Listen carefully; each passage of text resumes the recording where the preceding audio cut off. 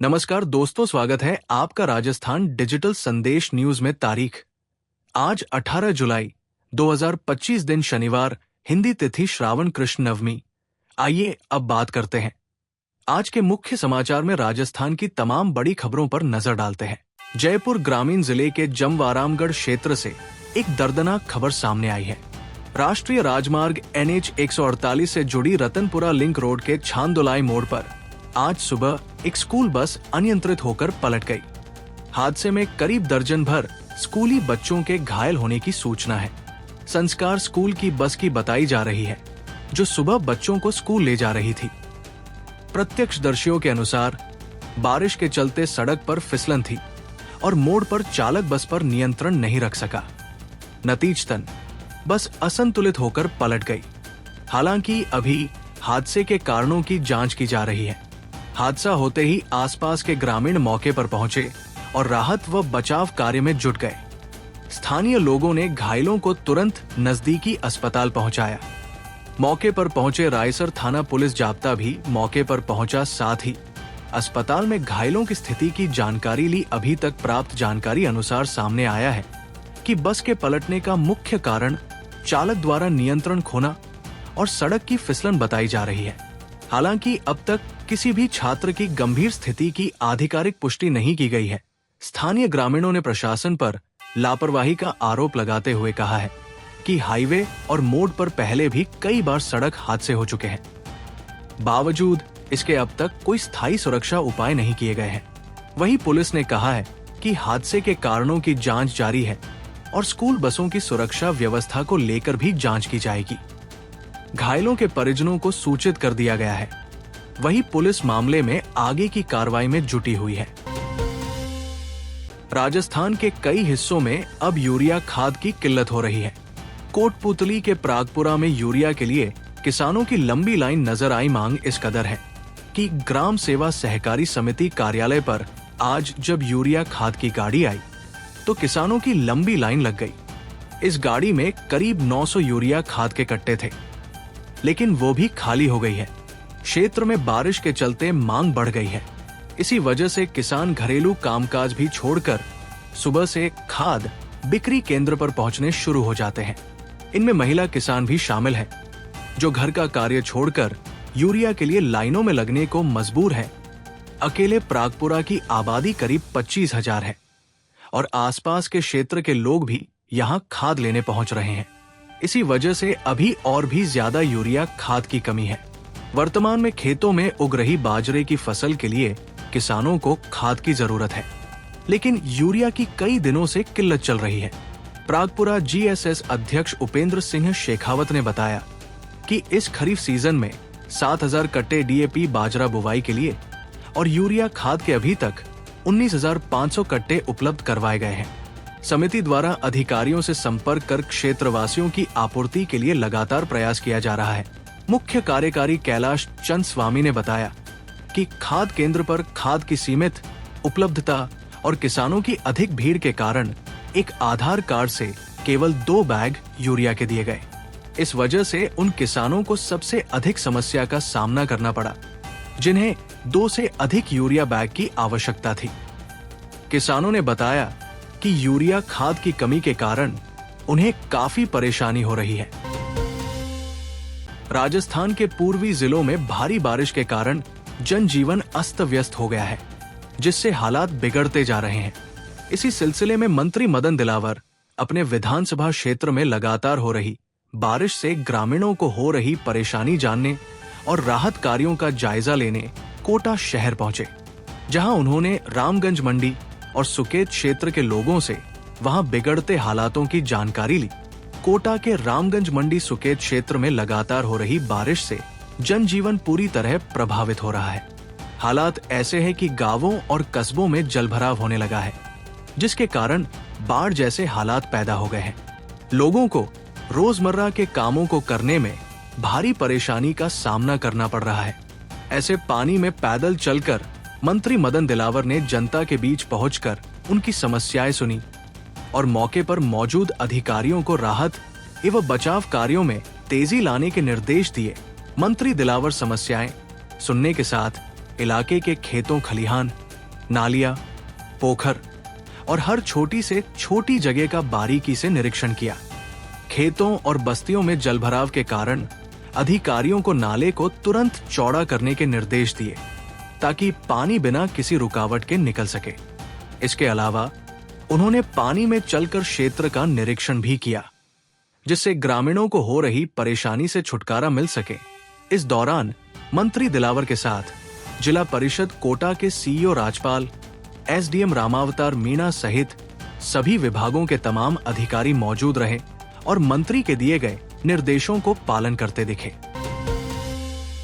राजस्थान के डीडवाना जिले में एक बड़ा रेल हादसा हुआ है, जिसमें जोधपुर से जयपुर जा रही मालगाड़ी के 6 डिब्बे पटरी से उतर गए। ये घटना शुक्रवार सुबह गच्छीपुरा रेलवे स्टेशन के पास हुई, जिससे रेल यातायात प्रभावित हुआ है। हादसे के बाद मरुधर एक्सप्रेस और लीलन एक्सप्रेस को अलग अलग स्टेशनों पर रोक दिया गया है और रेलवे अधिकारियों को तुरंत जानकारी देकर जोधपुर से एक टीम मौके पर बुलाई गई। मेड़ता रोड जंक्शन से भी एक स्पेशल ट्रेन से इंजीनियरों की टीम मौके पर पहुंच गई है। रेलवे अधिकारी हादसे के कारणों की जांच कर रहे हैं और जल्द से जल्द रेल यातायात को बहाल करने की कोशिश कर रहे हैं। इस रूट से गुजरने वाली अन्य ट्रेनों के यात्रियों को हादसे की वजह से काफी परेशानी हुई है। रेलवे अधिकारी यात्रियों को हर संभव मदद पहुंचाने की कोशिश कर रहे हैं। हादसे के कारणों की जांच पूरी होने के बाद ही पता चल पाएगा कि यह हादसा कैसे हुआ। बीकानेर से चलकर जयपुर जाने वाली लीलन एक्सप्रेस को डेगाना में तथा जोधपुर से चलकर वाराणसी जाने वाली मरुधर एक्सप्रेस को जालसू स्टेशन पर रोका गया है। दोनों ट्रेनें लगभग 2 घंटे से इन स्टेशनों पर खड़ी है, जिससे सैकड़ों यात्री परेशान हो रहे हैं। वही हादसे के तुरंत बाद जोधपुर रेल मंडल मुख्यालय से अधिकारियों की टीम घटनास्थल के लिए रवाना कर दी गई है। रेलवे के मुताबिक हादसे की जांच पड़ताल शुरू कर दी गई है। रेल यातायात को भी फिर से शुरू करने की कवायद हो रही है। रेलवे अधिकारियों के अनुसार जयपुर जोधपुर रेल मार्ग दोहरीकृत है। ये हादसा डाउन लाइन पर हुआ है। ऐसे में दूसरी अप लाइन के जरिए रेल यातायात को सुचारू करने का प्रयास किया जा रहा है। राजस्थान लोक सेवा आयोग आरपीएससी के नए अध्यक्ष के कार्यकाल का पहला भर्ती विज्ञापन जारी हो गया है। आरपीएससी ने गुरुवार 17 जुलाई को 5 अलग अलग विभागों में 12,121 पदों पर सीधी भर्ती के लिए विज्ञापन जारी किए हैं, लेकिन इसे लेकर अब कई जगह विरोध की आवाजें भी सुनाई दे रही है। विरोध भर्ती को लेकर नहीं है, बल्कि भर्ती विज्ञापन में आवंटित पदों के संबंध में। अनुसूचित जनजाति क्षेत्र टीएसपी में इस बात को लेकर विरोध किया जा रहा है कि भर्ती के संबंध में जारी विज्ञप्ति में हर बार की तरह क्षेत्र के युवाओं के साथ अन्याय किया गया है। विरोध का तर्क दिया गया है कि भर्ती में टीएसपी पदों का वर्गीकरण ठीक ढंग से नहीं किया गया है। 3rd ग्रेड संस्कृत विभाग और 2nd ग्रेड में तो टीएसपी क्षेत्र के लिए एक भी पद आवंटित नहीं किया गया है। अब टीएसपी क्षेत्र के बेरोजगार 21 जुलाई को बेरोजगार रैली निकालेंगे। दरअसल आदिवासी उपयोजना क्षेत्र ट्राइबल सब प्लान एरिया में डूंगरपुर, बांसवाड़ा, उदयपुर, सिरोही, प्रतापगढ़, चित्तौड़गढ़, राजसमंद और पाली जिले शामिल हैं। राजस्थान बेरोजगार यूनियन टीएसपी अध्यक्ष गुरमीत चरपोटा के मुताबिक जब भी पदों का आवंटन होता है तो उसे टीएसपी के लिए अलग से आवंटित किया जाता है। पहले हर भर्ती में 9.41% पद टीएसपी के लिए होते थे, लेकिन अब इसे बढ़ाकर 14% के करीब कर दिया गया है। यूनियन का कहना है कि नई भर्तियों में टीएसपी कोटे का ध्यान नहीं रखा गया। वरिष्ठ अध्यापक भर्ती में सामाजिक विषय में नॉन टीस्पून में 401 पद दिए गए, जबकि अनुसूचित क्षेत्र में एक भी पद नहीं है। हिंदी में 1052 में से सिर्फ 47 पद अनुसूचित क्षेत्र के लिए है, जबकि 157 पद दिए जाने चाहिए थे। तृतीय श्रेणी संस्कृत विभाग अध्यापक भर्ती 0 पद। लेवल 1 सामान्य शिक्षा 449 में से अनुसूचित क्षेत्र में मात्र 27 पद। प्राथमिक अध्यापक भर्ती में 5000 पद में से टीएसपी में 500। एसआई भर्ती में टीएसपी में 25 पद। सहायक कृषि अभियंता कृषि विभाग 281 पद। पशु चिकित्सा अधिकारी पशुपालन विभाग 1100 पद, उप निरीक्षक प्लाटून कमांडर गृह विभाग ग्रुप 1 1015 पद, प्राध्यापक एवं कोच स्कूल शिक्षा विभाग 3225 पद, वरिष्ठ अध्यापक माध्यमिक शिक्षा विभाग 6500 पद। अमरनाथ यात्रा पर गई जोधपुर की एक महिला की लैंडस्लाइड के दौरान दर्दनाक मौत हो गई। बुधवार देर शाम बालटाल मार्ग पर रेल पथरी क्षेत्र में हुई भारी भूस्खलन की चपेट में 4 श्रद्धालु आ गए। बताया जा रहा है कि एक श्रद्धालु को बचाने के प्रयास में जोधपुर की 55 वर्षीय सोना देवी खुद मलबे की चपेट में आ गई। हादसे में घायल अन्य यात्रियों को तुरंत बेस कैंप अस्पताल ले जाया गया, जहां डॉक्टरों ने सोना देवी को मृत घोषित कर दिया। परिवार से मिली जानकारी के मुताबिक सोना देवी 8 जुलाई को जोधपुर से 9 महिलाओं के एक समूह के साथ अमरनाथ यात्रा के लिए रवाना हुई थी। बुधवार देर रात परिवार को फोन पर इस हादसे की सूचना मिली, जिसके बाद घर में कोहराम मच गया। सोना देवी का शव श्रीनगर से हवाई मार्ग से जयपुर लाया जाएगा, जिसके बाद एम्बुलेंस के जरिए सड़क मार्ग से जोधपुर के चांदपोल बड़ी भील बस्ती स्थित उनके निवास पर अंतिम दर्शन के लिए लाया जाएगा। राजस्थान डिजिटल संदेश की टीम गुरुवार सुबह सोना देवी के घर पहुंची, जहां उनके पुत्र गोविंद और परिजनों से बातचीत की गई। गोविंद ने बताया कि उनकी मां हर साल धार्मिक यात्राओं पर जाया करती थी, लेकिन इस बार अमरनाथ यात्रा उनकी आखिरी यात्रा साबित हुई।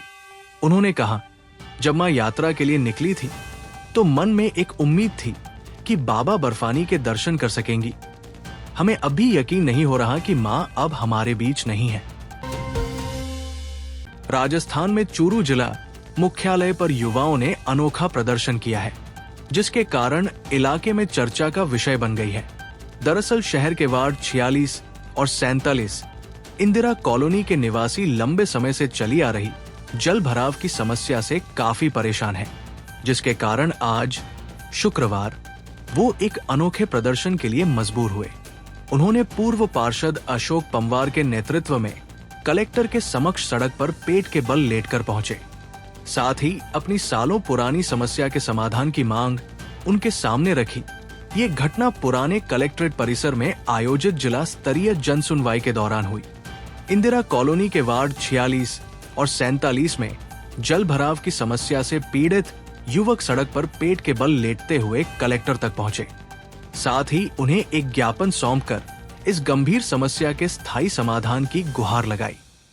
बार बार शिकायतें करने के बावजूद समस्या का समाधान न होने पर आज उनका सब्र टूट गया और उन्होंने ये प्रदर्शन शुरू कर दिया।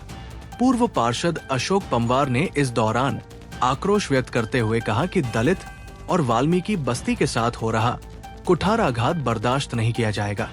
उन्होंने आरोप लगाया कि पूरे शहर की सफाई करने वाले दलित और वाल्मीकि समाज के वार्डों के साथ भेदभाव किया जा रहा है।